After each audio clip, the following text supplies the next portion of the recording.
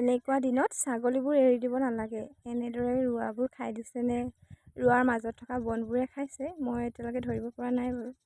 কিন্তু যদি ৰোৱাবোৰ খাই দিয়ে তেনেহ'লে বহুত বেয়া লাগিব। আৰু ইমান ধুনীয়া পৰিৱেশ, দূৰত ৰোৱনীয়ে ৰুই আছে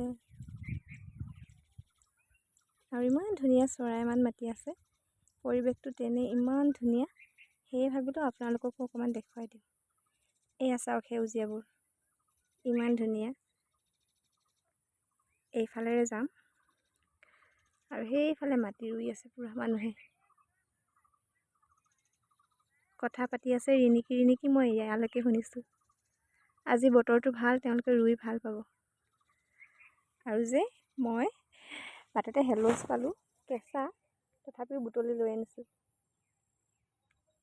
আৰু ঢেৰ বস্তু সোমাই যে, সেইটো কাৰণে পিন মাৰি লৈ আনিছোঁ, ইগন'ৰ কৰিব পিনটো দেই। আৰু এয়া মই